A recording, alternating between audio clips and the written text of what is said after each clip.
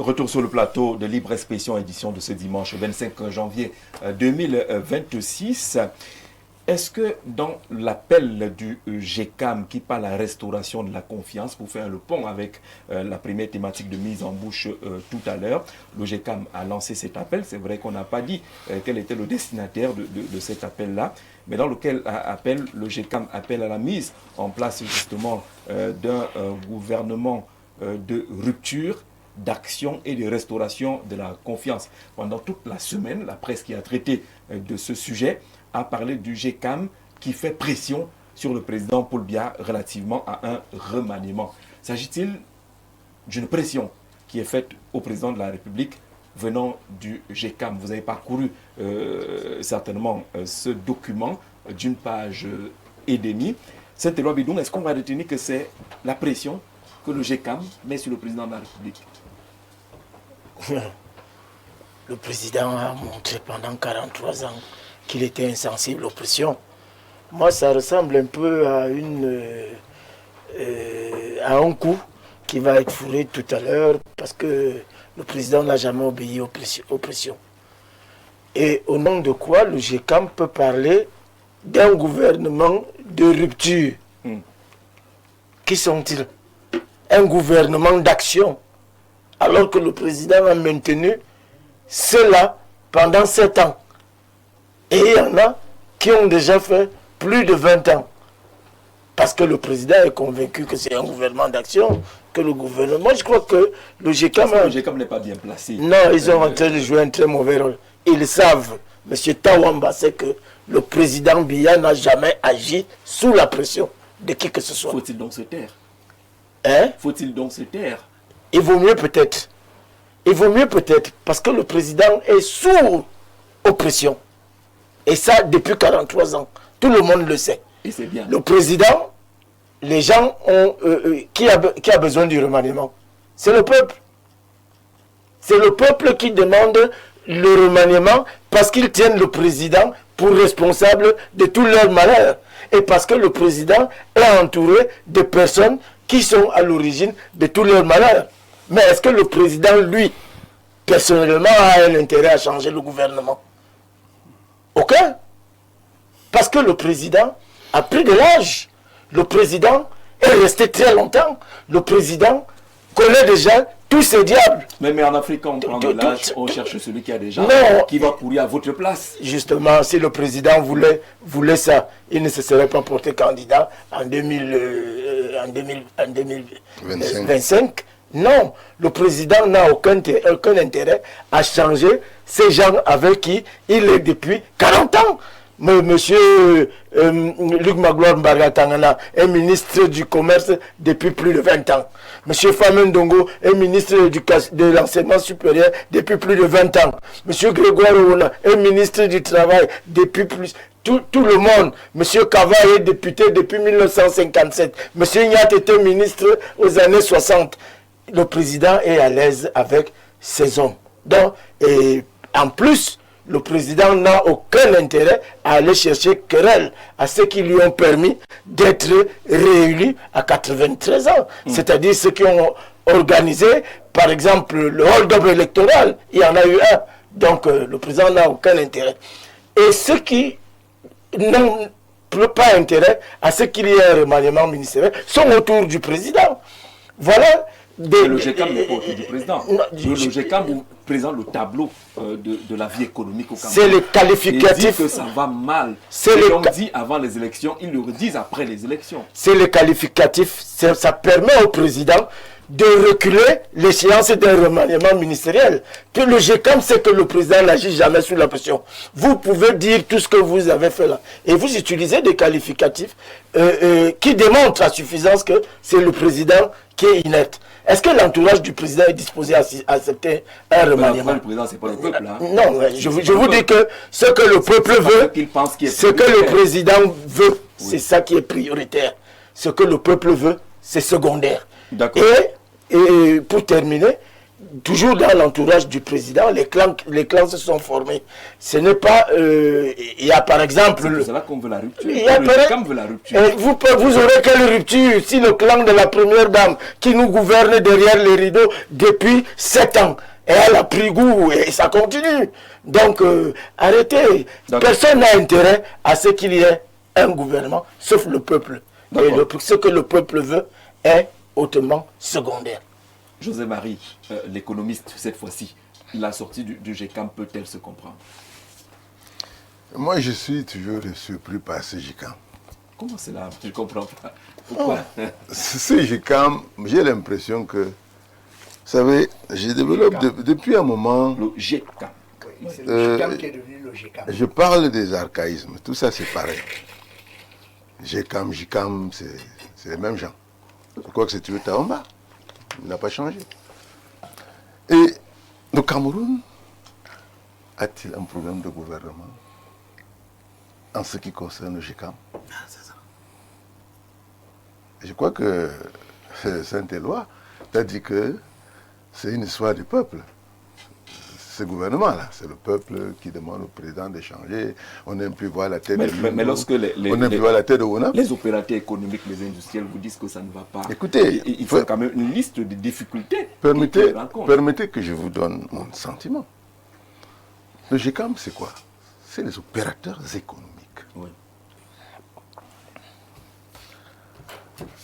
La fève de cacao, les défis de la transformation structurelle et du développement. Qui doit faire la transformation structurelle de l'économie du Cameroun? Ce n'est pas le gouvernement. C'est les opérateurs économiques. Et qui vous disent que ça ne va pas. Et nous avons donc besoin d'opérateurs économiques ingénieux qui font des propositions novatrices sur la nouvelle économie de transformation. C'est de ça qu'on a besoin. Qu'est-ce qu'on appelle la rupture?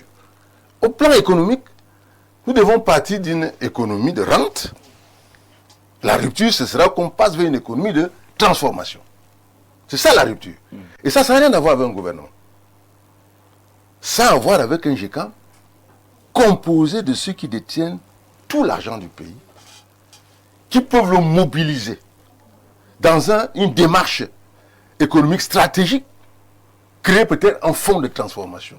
Ils en ont les moyens, ils en ont même les ressources. Mais qui doit définir le cadre? Non, le cadre est là, le cadre est défini. Le cadre est problématique. Attendez. Le climat des affaires, pour vous créer une savez, entreprise, les lenteurs administratives, les lourdeurs et autres. On n'a plus besoin de créer des entreprises au Cameroun. Face à un contexte institutionnel qui bloque. On n'a plus besoin de créer des entreprises au Cameroun. Il y en a déjà? Il y en a beaucoup. Lesquelles? Et tous les jours, elles meurent. Pourquoi? Parce que les entreprises ne sont pas novatrices. Elles s'engouffrent toutes dans les mêmes histoires. Et dans un pays où effectivement les circuits économiques sont corrompus par les mêmes gens. Hein? Mais les GECAM là, M. Tawamba transforme le blé. Ok? Si, il importe. Oui, mais il importe le blé et il le transforme au Cameroun. Mais il fait des pâtes alimentaires. Oui, il fait le produit fini et il fait juste des lignes de pâtes. Bon, ce que j'ai dit donc, c'est que on s'attendrait à ce qu'on nous fasse des pâtes avec le maïs, avec le manioc, avec la patate. Alors qu'on promeut la culture du blé. En même temps donc, on va développer des économies de patates qui vont se répercuter dans les villages. Les économies de manioc. Vous voyez les brasseries du Cameroun, nous importons le malt. Mais attention, nous ne pouvons pas être en train de patiner dans une histoire comme ça. Et puis les gens qui sont porteurs de l'économie, au lieu de poser des problèmes d'économie, de demander au gouvernement de créer les états généraux de l'économie pour demain. Il n'y a pas de rupture. Mais le président bien, vous voulez qu'il change les gens là, pourquoi? Les élections législatives, je ne sais pas. Attendez, je suis un analyste. D'accord. Moi, je ne suis pas un populiste. Les élections législatives, je ne sais pas, elles arrivent bientôt. Vous voulez qu'il bien change ces gens? Il est sûr de ce qu'il va mettre là? Qui va porter les élections qui arrivent? Alors qu'on ne doit pas écouter ce que les Qui- opérateurs écoutez, économiques, les opérateurs à ses économiques- calculs politiques. Bien sûr, mais bien sûr, Les nous sommes- calculs politiques sont au-dessus mais bien des sûr. entreprises qui Mais- suffocent C'est aujourd'hui. pour l'IA qui gouverne, monsieur Zé. Monsieur Zé, ne Oui. soyez pas, Qui sont-ils? ne soyez pas naïf. Un homme politique, c'est ce sur quoi il est assis. D'accord. Pour qu'il gouverne, il faut qu'il soit là. Mais s'il pose des actes susceptibles de le renverser, il n'est plus un homme politique efficace. Donc il est juste un homme politique. Non. Tant qu'il est là, Un homme tout va bien. Non, Tant que lui peut garantir son ne faites pas élection, ce genre de conclusion. tant qu'il peut garantir Ouais. son élection, tout va bien. Parce que ce que vous dites là, C'est c'est de- que, c'est que vous je voulez dis, dire. je dis ceci. C'est même de ces Pour gouverner, il faut être assis à la place du président. Ouais. Donc, les actes prioritaires qu'il pose sont ceux qui le maintiennent là. Et pour l'instant, ce n'est pas les problèmes du GECAM. Est-ce qu'il peut rester là s'il n'a pas le soutien du tissu économique, de ceux qui ont l'argent Ça et fait- qui s'expriment? Ça fait C'est eux 40 qui ont l'argent ça fait et 40 qui ça fait s'expriment. 43 ça Si- fait- ça fait 43 ans qu'il est là. Et vous posez des questions comme ça? Bon, alors d'après vous, il est là depuis parce qu'il a le soutien Vous pensez qu'on peut rester au pouvoir si on n'a pas le soutien Alors je vais vous de ceux qui ont les j'ai moyens? l'impression Ils se que... plaignent donc pourquoi Mais- c'est eux ils soutiennent ça. Parce qu'ils ne produisent plus. Moi, j'ai l'impression Ça change. que... j'ai l'impression que... Oui. vous ne me comprenez pas ou alors vous ne voulez pas me comprendre. J'essaie. J'ai dit compliqué. ceci, j'ai dit ceci. Apprenez à comprendre. Moi, je suis, On essaie, on je suis un expert des affaires économiques et je travaille Là, vous sur... êtes surtout politique. et je travaille- Non, non, je vous dis que l'économie politique et la politique économique, c'est des choses qui sont mélangées. Hein. Parce que pour que l'économie avance, il faut que le président lui-même soit serein. Pour qu'il pose des actes, il faut qu'il ait une force politique qui lui permet d'avancer. Vous savez très bien qu'il y a des gouvernements qui sont renversés par les hommes politiques eux-mêmes. C'est-à-dire que si vous faites des erreurs tactiques dans le timing et le process, vos propres personnes peuvent vous renverser. N'est-ce pas? Mais le gars celui qui a menacé le président pendant les élections dernières, c'était un ministre du président. Donc, je pense que tu dois comprendre ça. Tu dois comprendre que le problème aujourd'hui, et Libye est en train de préparer les élections législatives et municipales. Et avec une force de l'opposition qui porte un discours sur l'autonomie. Ok? Il a besoin, s'il ne rencontre pas sur le terrain, dans la zone de Douala, des RDP6 rompus à la manœuvre politique et ayant les moyens financiers pour battre une campagne contre ça, il va les ravager. Et ils vont prendre la majorité au Parlement parce que, voilà. Donc, je pense que ce que je veux conclure en disant que, autant je trouve que, comprenez-moi bien, le peuple a le droit de réclamer un gouvernement. Parce que lui, c'est ça son intérêt. Mais je pense que le GECAM a mieux à faire. Parce que le GECAM est dans un axe qui n'est pas dans ses cordes. D'accord. C'est-à-dire laisser les affaires de rupture. Parce que quand on dit rupture, ça Mais renvoie, ailleurs, on écoute le patronat. ça renvoie à quoi? Ailleurs, on écoute le patronat Mais attentivement. quand on dit rupture, Pourquoi c'est un problème quand le patronat au Cameroun... on est en train de l'écouter. Malheureusement, il n'est pas pertinent. Il n'est pas pertinent. En quoi? Et non, ce qu'il pose comme problème n'est pas du les problèmes ressort posés, du GECAM. les problèmes N'est posés pas par du le ressort du GECAM. GECAM. Les problèmes posés par le GECAM. Le GECAM dit que l'économie camerounaise fait face à des défis structurels persistants. Le secteur privé, moteur essentiel de la création des richesses et d'emplois, évolue dans un environnement des affaires encore marqué par des lourdeurs administratives, une pression fiscale élevée, un accès limité au financement, un déficit énergétique important, une dégradation des infrastructures, des coûts logistiques importants et une instabilité réglementaire qui freine l'investissement. Alors, pour Est-ce que régler ce ce sont pas les problème, points? donc pour régler ce problème, il faut changer de gouvernement. Mais si ceux qui sont Alors, là c'est n'ont ce que pas compris, je pourquoi vous ils dis sont au donc gouvernement? D'accord. donc que ce n'est pas ça le problème. C'est-à-dire que le gouvernement qui va arriver ne va pas apporter l'énergie. Le gouvernement qui va arriver ne va pas régler les problèmes de fiscalité. Donc, il s'agit Qu'est-ce qui va donc changer? il s'agit donc, Oui. je vous dis l'analyse, On c'est prend que les mêmes et on l'analyse, c'est que D'accord. nous sommes dans une économie fatiguée qui a besoin d'être rénovée et repensée. Nous devons aller vers une économie qui transforme et produit On est d'accord, des mais richesses le supplémentaires. cadre défini par le GECAM, Valère Bessala. C'est pas un cadre, ça. Ça c'est Encore encore les choses s'améliorent. D'accord. Bon. Valère Bessala. sur cette question-là, les deux premiers intervenants semblent retirer le droit de s'exprimer ou de revendiquer un gouvernement. Nous n'avons pas dit cela. Bon, revendiquer le gouvernement, ça vous ne leur accordez pas. Valère Bessala, comment analyser la sortie du GECAM? Hors sujet? Hors sujet. Revendiquer un gouvernement n'est pas dans les cordes du GECAM. Le GECAM n'est pas une structure politique. Le GECAM est une structure d'affaires, une structure de l'économie, du système économique. Et on reconnaît un groupement d'entreprises économiques à sa capacité à s'adapter au modèle politique en place et en vigueur. Et le GECAM... S'adapter même si ce modèle politique ne semble pas être porteur, ne facilite pas le déploiement des entreprises. Et le GECAM que nous connaissons est dirigé par un monsieur, justement, dont on connaît les épanchements politiques. Il dirige une structure qui était d'abord GICAM et qui a happé une autre structure qui était ECAM, qui était destinée justement au regroupement et à la promotion des petites et moyennes entreprises. Petites et de très petites entreprises. Vous comprenez? Donc, si vous partez de là, vous ajoutez encore que le monsieur qui dirige le GECAM a voulu être, il y a 3 ou 4 ans, consul honoraire d'un pays africain, le Rwanda, qui est un hub de commercialisation des ressources minières que lui-même, il ne produit pas. Mais je crois qu'il a toujours une dent contre ce gouvernement du fait qu'on lui a refusé justement l'exéquatur pour devenir ce consul honoraire-là, de ce pays-là, parce qu'on savait exactement ce qu'il cherchait, du moins dans les minutes des services d'intelligence. J'établis d'abord ces prolégomènes pour qu'on comprenne ce que je vais dire après.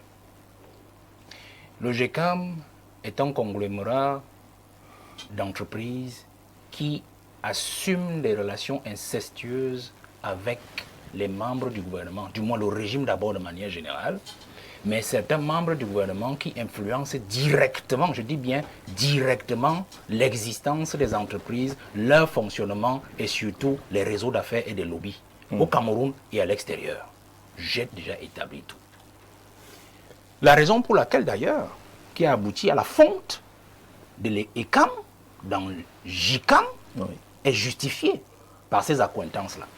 Parce qu'il y a un grand lobby au sein du regroupement des entreprises au Cameroun qui trouvait déjà mal que puissent leur échapper les très petites et moyennes entreprises, PME, PMI, et les très petites entreprises et TPI, les très petites industries, qui étaient dirigées par M. Protais Ayagma.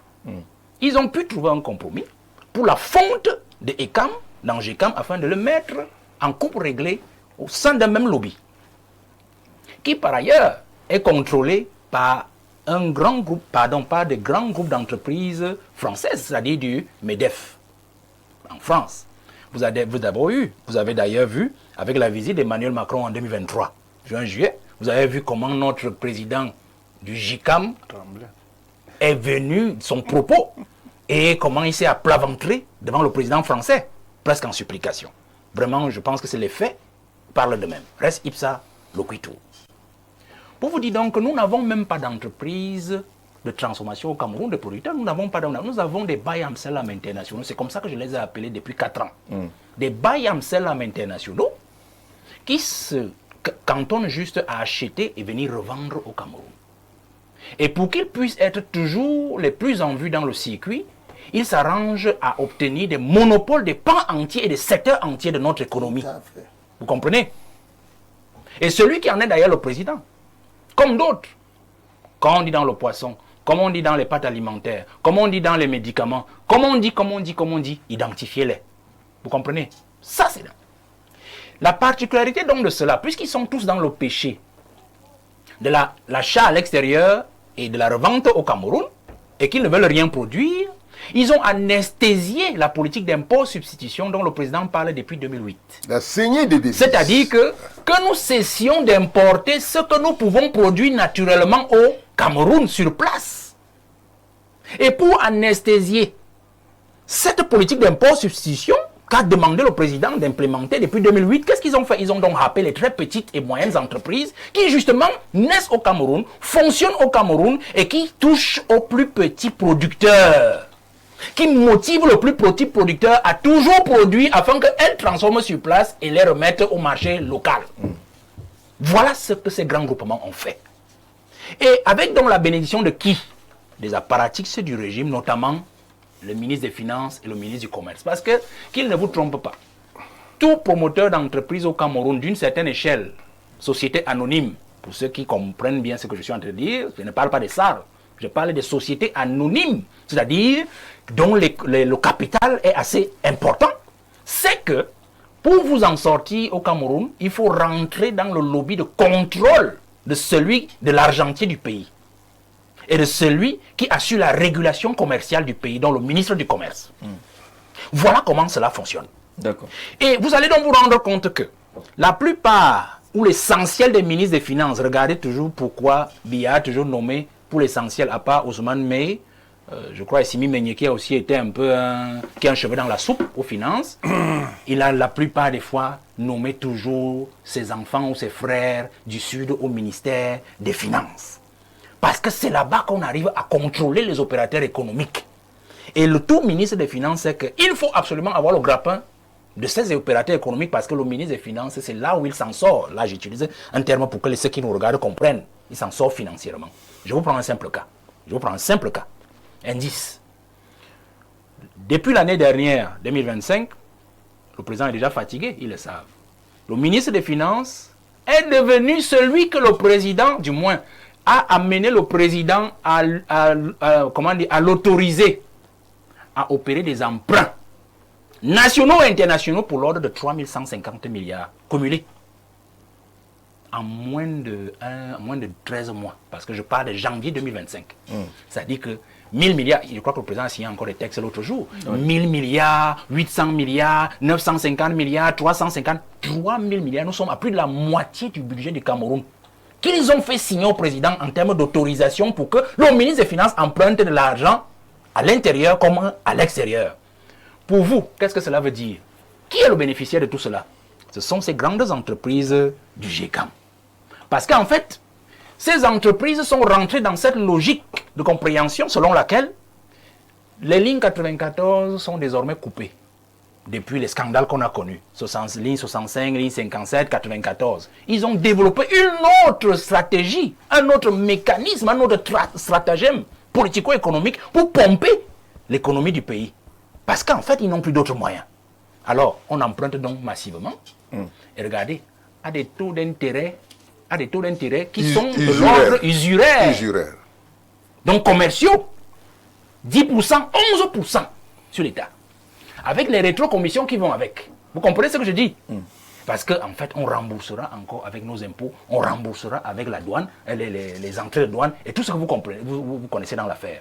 Voilà pourquoi vous voyez donc le président du GECAM, lorsqu'il le dit, ce n'est pas parce que il veut que vraiment un gouvernement arrive. Non, c'est parce que dans le gouvernement qu'on a annoncé, il voudrait que la position du membre ou des membres de gouvernement qui travaillent pour eux à l'intérieur de la machine évolue au niveau de décision, à un niveau de décision supérieur qui leur permettra d'être plus à l'aise dans ce qu'ils ont l'habitude de faire. D'accord. Aussi simple que cela. Le GECAM ajoute qu'à ces contraintes structurelles qu'on a évoquées tout à l'heure, se sont ajoutées les séquelles de la période de post-électorale dont les effets se font encore sentir sur le climat des affaires et sur le moral des acteurs économiques. À cet égard, le GECAM aimerait rappeler qu'à la veille de l'élection présidentielle du 2 octobre, il avait déjà souligné avec force que les entreprises ont besoin de visibilité, de sécurité juridique et de lisibilité dans l'action publique pour pouvoir investir durablement.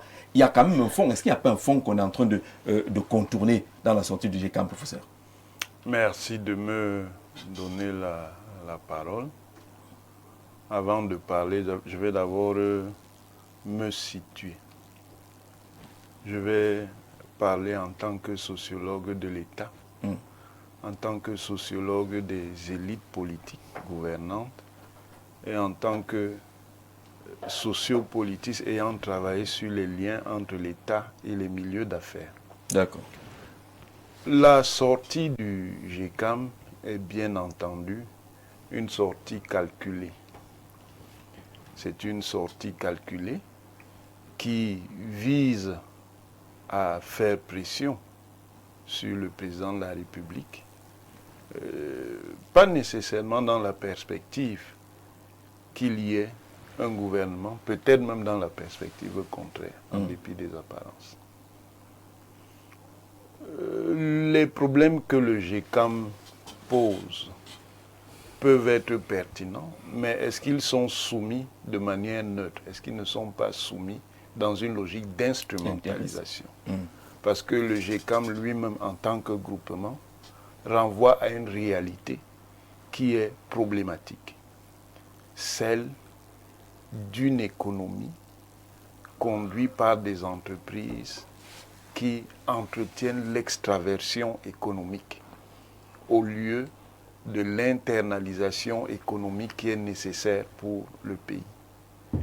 Ces entreprises-là sont précisément, malgré ce qu'elles peuvent laisser croire, le reflet d'une économie de dépendance et d'une économie de rente.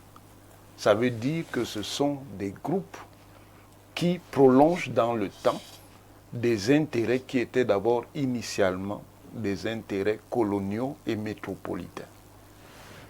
Et la domination de ces groupements économiques réprime la formation d'un milieu autonome des affaires au Cameroun et réprime ce dont précisément, en raison des exigences qui ont été imposées au Cameroun comme à d'autres pays africains, ce dont le pays aurait besoin pour essayer donc de créer une économie de transformation.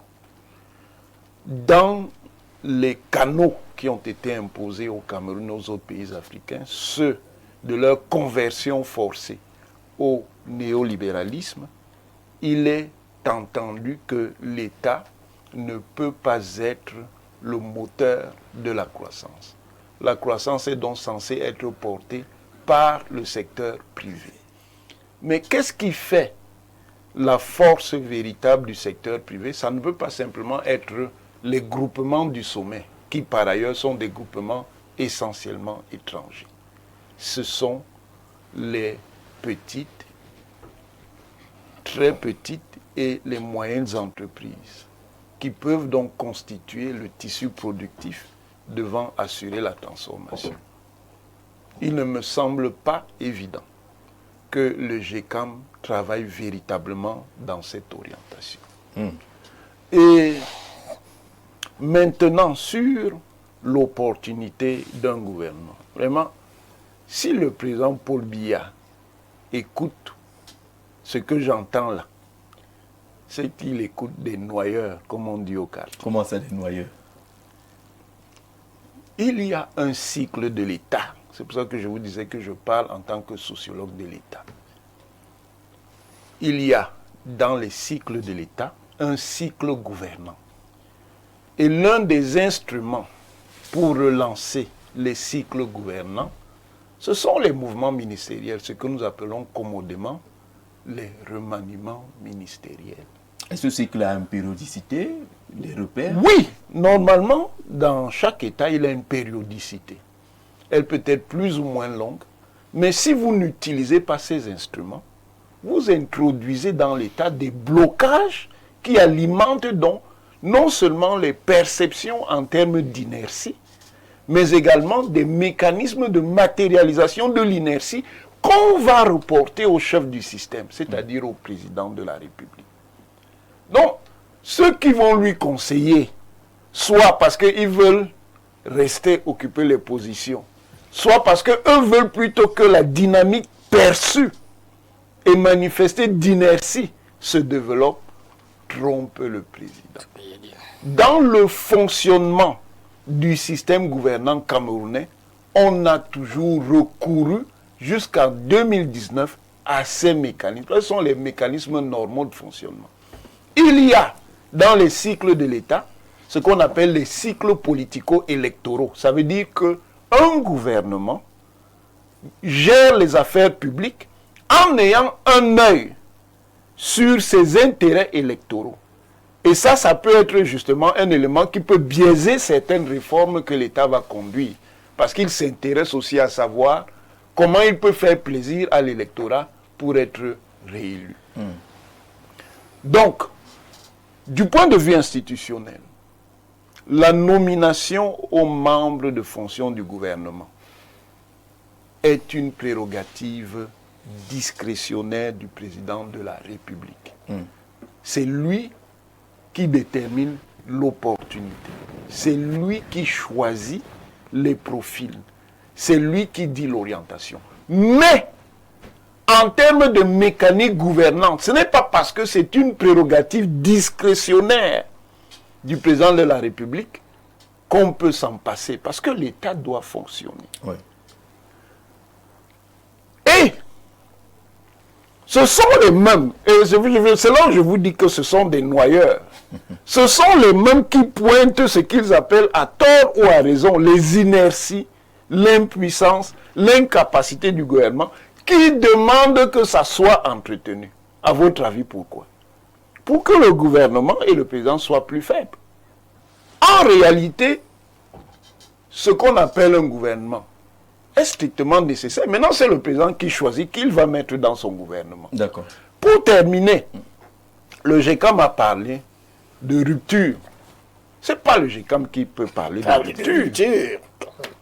Parce que, comme j'ai dit, lui-même, il est un élément du problème qu'il prétend résoudre. À la limite, c'est l'autorité politique, en fonction de ses choix et de ses intérêts, qui peut parler de rupture, qui peut parler de tempérance, de conservation, qui peut parler de recomposition graduelle de l'action. Que l'autorité publique se regarde lui-même dans le miroir et décide de ce qu'il veut faire. Il doit Non, écouter bien sûr qu'il doit écouter, je suis tout à fait d'accord. Voilà. Un leader institutionnel comme le président de la République ne peut pas gouverner le Cameroun sans écouter le Cameroun et les différentes composantes du Cameroun, que ce soit les composantes d'en bas, les composantes basiques, les composantes populaires, que ce soit les composantes intermédiaires, oui, que ce soit les composantes le patronat est quand même représenté une composante importante dans un pays. Il doit écouter avec la capacité que lui procure sa position de faire une synthèse pertinente. D'accord. C'est un peu ce qu'il faudrait dire sur la question. Pour terminer donc, oui, précisément parce que il y a une nécessité de recomposer l'action pour aller vers le véritable objectif pertinent, c'est-à-dire l'internalisation économique. On a précisément besoin aussi, ce n'est pas ça seul qui va résoudre les problèmes, nous sommes tout à fait d'accord, on a aussi besoin de renouveler le gouvernement. Renouveler le gouvernement ne veut pas dire nécessairement qu'on va chasser tout le monde ou qu'on va appeler tout le monde. Ça, ce sont les choix que le président fera.